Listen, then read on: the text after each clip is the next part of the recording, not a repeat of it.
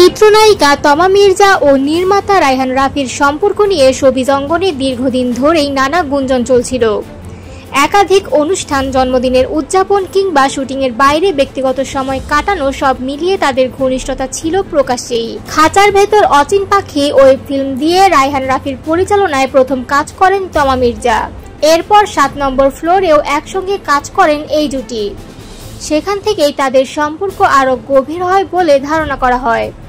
তবে গত বছরের শেষ দিকে গুঞ্জন উঠে দুজনের মাঝে তৈরি হয়েছে দূরত্ব।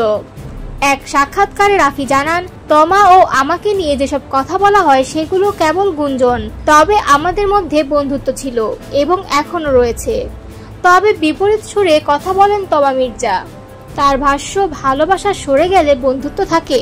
2025 সালের শুরুতে আবারও তাদের একসঙ্গে দেখা যায় রাফির জন্মদিনে।